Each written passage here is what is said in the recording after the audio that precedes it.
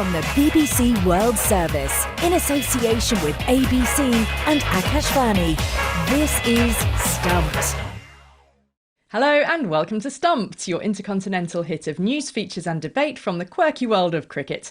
I'm Alison Mitchell in London and enjoyed a bit of a get-together with my old university hockey teammates earlier this week. A lot of memories, a lot of great energy, I have to say. And also have enjoyed tuning in on YouTube to my cousin's daughter, Cassie Dodd, playing volleyball for Australia in a tournament out in Manila. So that was quite a thrill. Name to watch out for.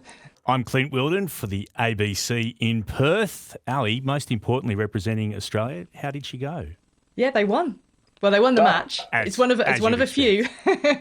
It's really interesting this week in Australia because the third series of The Test, that behind-the-scenes documentary that really does delve into what the Australians do behind closed doors, comes out this week. So there's been plenty of written about it. Plenty of the cricket commentators have seen a sneak peek, but what did happen in the dressing rooms after what was the most controversial in recent memory of the Ashes series?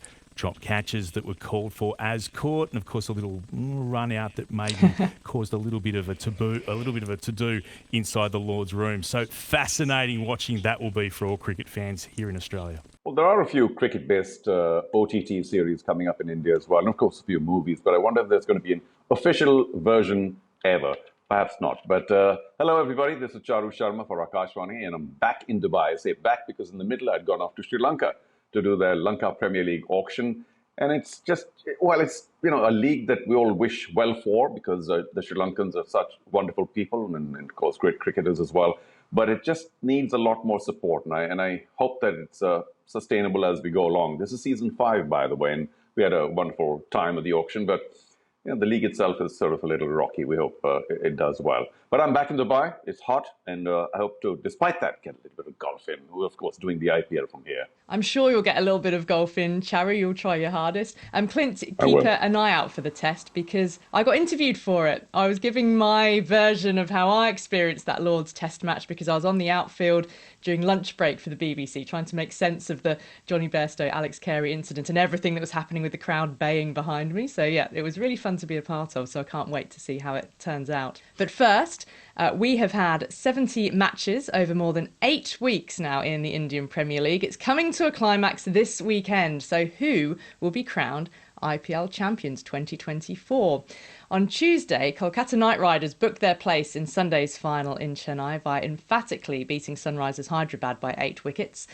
So Charu, KKR finished the group stage top of the standings. They had 9 wins and 3 losses heading into the playoffs. So what have you made of their tournament overall and their path to reaching the final? Well, they were always my number one pick, and you can go back to some editions of Stumped. I haven't changed my thoughts on that because they're very well put together. I think a couple of their problems were related to maybe somebody like Mitch Starc, who they paid so much for, and one of the premier fast bowlers in the world, not quite hitting the straps. Well, his coming good now in the late stages of the tournament means a lot to KKR. But I think a lot of their success has been built in a more all-round sense, and particularly so on the back of Sunil Narayan, who can't put a foot wrong, either with the bat, strangely enough, or with the ball. So he's worked really well with them at the top of the batting order as well. To think that he's actually a frontline spinner of great experience. Also, Varun Chakravarti, the other spinner. So as a spin duo, they're creating havoc in the rest of the teams, not allowing them a major score. A couple of others also working very well, and I think they've lost a couple of personnel. It happens late in the IPL at times. People go back to with the World Cup being so close to it, go back to their national teams. But I think that's hurt all the teams somewhat equally. I will dare suggest that they are the number one favourites to lift the title, which they haven't won for many years now. So they'll be kind of very, very keen and they'll be up for it. Absolutely will. I mean, Clint, Charu mentioned Mitch Starc there. When you bear a big price tag, there's a certain amount of pressure, isn't there? But, he so often does deliver when it matters and he's come to the party at just the right time. Well, you pay the big dollars for the big players to deliver in the big games, and that's exactly what he did. And Charu was right. He hadn't hit the straps that you would have expected from him for a player of his just uncanny ability to take wickets through some of the tournament, but they were big wickets that he claimed the other day to help Kolkata go through. So I'm with Charu. I just think they've been the most aggressive team. They are the team to beat. It is the title to be taken off them. They get the opportunity to have an extra day or two rest as well, which I think never goes astray in these sorts of tournaments. So, yeah, I like what Mitch Starc did, and he is a man for those big occasions. Well, let's get an insight from somebody who knows what it takes to coach at the very top of the game in the IPL, yes, and also internationally. Justin Langer led Australia back to number one in the world in Test cricket and claimed top spot in the T20 rankings for the first time. He also guided Australia to the T20 World Cup trophy for the first time back in 2021. And this season, he's had his first taste of coaching in the Indian Premier League with Lucknow Super Giants. Now, they narrowly missed the playoffs, but I caught up with Justin earlier this week, and you'll hear his thoughts on what he's learnt from being at the IPL. And I first asked him if coaching in the world's richest and biggest cricket tournament lived up to his expectation. To be honest, Ali, it exceeded all expectations. I'd obviously heard so much about the IPL from players and commentators and coaches, but I wasn't sure. And when I got there, I literally loved every minute of it. Obviously, you don't like losing games, but besides that, that's part of the business. But I loved it. It was extraordinary experience, and I'm really glad and privileged I got the opportunity to do it. How did you find the IPL was different from your other coaching experiences that you have had, both domestically and then, of course, internationally with Australia? And I wonder what the IPL, if anything, has taught you more about coaching and indeed wider leadership. Yeah, I think the basic dynamics of coaching were exactly the same. You do your preparation, you bring the team together, and I think it's a lot more like coaching an international team that is coaching a domestic team. So I had the experience of coaching Western Australia in the Scorchers, and you're there all year round, and you do a pre-season, and then you sort of come together and you're there all year. But whereas coaching the Australian team, you're always in competition mode.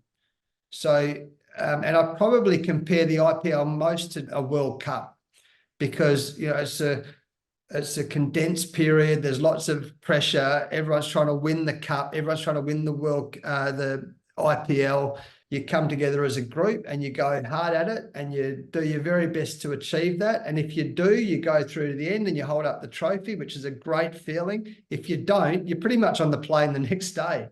And that was really strange. But I really enjoyed that, with that new, I guess, a broader perspective of being out of the game for a couple of years. And you got to witness the hero worship of the cultural icon that is MS Dhoni as well. That seemed to make a huge impact on you when your team played at CSK and you witnessed that sea of yellow. I mean, that bowled you over, didn't it? Ali, it's extraordinary. I heard about it. And then that first CS, we played them twice. They came to Lucknow. There's about, our capacity crowd's about 50,000. And honestly, there would have been 48,000 MS Dhoni number 7 shirts. I couldn't believe it. People told me all about it. And then we went to CSK, and there wasn't 98%, there was 100%. And it's unbelievable. The hero worship in India is unbelievable. And I felt it when we played India before as a player with Sachin Tendulkar particularly. And then when I was coaching with Virat Kohli and MS Dhoni. But when you get over there, it's unbelievable. And I saw the flip side of it as well, actually, because Rohit Sharma is a huge hero in India as the India captain. And what happened with Mumbai Indians this year, Hardik Pandya took over as the captain from Rohit Sharma, the much-loved Rohit Sharma. And it was really sad to watch. He got booed every game from Indian crowds, and he's the vice captain of the Indian T20 squad. So I saw both sides of it. And what I learned is that I learned this from Jonty Rhodes and Morne Morkel, actually, who'd been at the IPL before, was that rather than getting upset by it, just go with the flow. Just go with it and enjoy the highs and lows of what it was. I mean, you imagine, I sort of tried to explain, imagine in England, the EPL in England, and every single person turned up to every game in a David Beckham shirt. Yeah. Like, it doesn't happen. It doesn't happen, does it? Even for the top players. Man, it's not even in our psyche, right? Like in England or in every other code or every other country, it doesn't make sense. So that's why it blew me away. But, you know, I was also taken by MS's humility when he walks onto the ground, and he's so calm. He's so cool. And I also see it's a bit of a MS Dhoni phenomena that's happening around the world in terms of captaincy. A lot of the captains want to be like MS Dhoni, and they just want to be really instinctive and have no team meetings and just go with the flow. And that's fine. That's fine. But MS Dhoni's done it for 20 years. Yeah. And he's developed to become MS Dhoni. He's developed this style through winning and losing and winning World Cups. And, you know, and you've got to earn that respect. You've got to earn that right to do it. And, you know, that he's a superstar, a really humble guy. And the way his style of captaincy is MS Dhoni's style of captaincy. It's not, you can't just be that. You've got to earn that. So it's been interesting watching that. I call it a phenomena or style of captaincy around the world. Has this experience, JL, given you hunger for more coaching? I loved it. I loved the experience, and I hope to go back next year with Lucknow Super Giants. Because you're on a 1-year deal, weren't you? So you wait to see. Yeah, I was on a 1-year Yeah. deal. I think that's the way it worked out. That's the way the franchise works. But you know, I'm very confident I'll be going back next year, which is great. And I really enjoyed it. But the other thing is, Ali, I think I enjoyed it so much also because of my broader perspective of being out of it for a while. Right. You know, I've got a great lifestyle going on here in Perth. You know, I do the commentary during the summer, which I love with you and my mates, as you know. I do some really cool stuff throughout the rest of the year. So yeah, I've got a taste of it. What was funny though was I reckon 20 times I asked myself when I was, are you going to live what you've been talking to people about for the last couple of years, whether it's through my writing or through my corporate speaking? There was like, are you going to live it, or are you going to just tell people and not do it yourself? So in what sense do you mean? In so many ways out there. Like, for example, one of the things I talk about when I'm doing my corporate speaking is a meeting I had with Sir Alex Ferguson. And actually it was before the Old Trafford test, after the Ben Stokes innings and, you know, man of the match, his bowling a few years ago. And what Alex Ferguson said to me was, truth works. So always tell the truth. The other thing he said, when I used to lose, I'd sit in my office and the first question I'd ask was, what could I have done differently? Because when most people lose, they say, oh, he should have done that, she should have done that. They point their finger at everyone else and they don't ask that question. So I was able to draw on that after our first loss. I said to all our players, what most of you will do from habit is you'll blame everyone else, but just ask yourself what you would have done. What would I have done differently? So that was one example of walking the talk. So that, you know, and I had to do that a number of times, because when you talk about leadership and write about leadership, it's one thing talking about, it's the other thing doing it. Would question myself over and over that I was walking the talk. And that was a good experience for me. My question about coaching feeds into the questions that you were asked at the end of your time at the IPL. Lots of questions about whether you'd be interested in the Indian coaching job, which is coming up.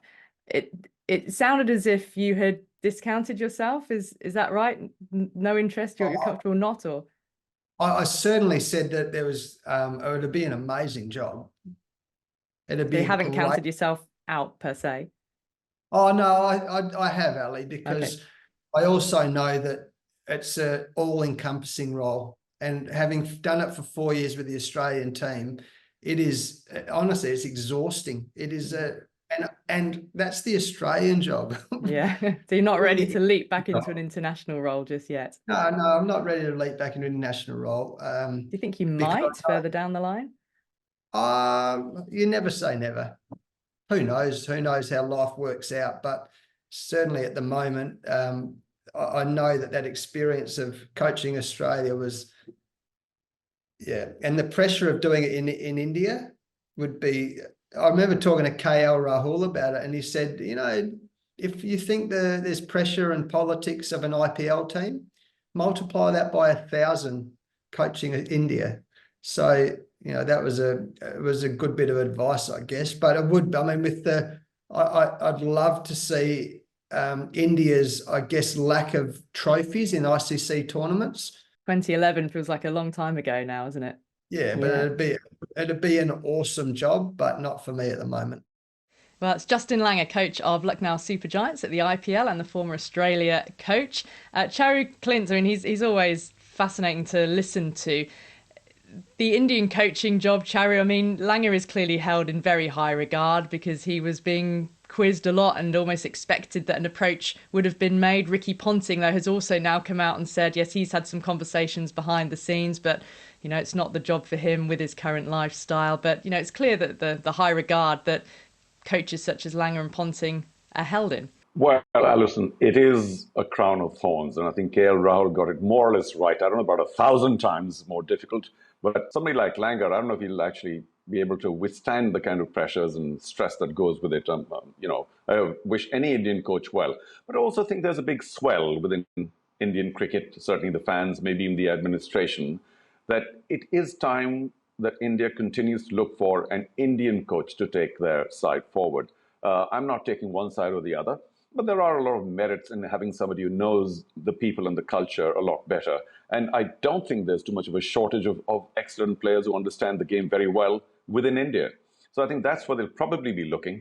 But I do hope JL continues his coaching for other national teams, because especially the ones who are, say, below the top 8, they need somebody like Langer. And I hope that he will find a team soon enough. But I think India will probably look to some of its other coaching stars or player-turned-coach stars. Yeah, Gambhir seems to be the name which is always cropping up at the moment. Yeah, but let's not forget though, Alison, there's a lot of Gambhir talk, but he's not the coach actually. He's probably, I think, the mentor. And so, as a mentor, you can be seen, but it shouldn't be heard. But so I think it's a little disrespectful to the person who's coaching Kolkata, KKR.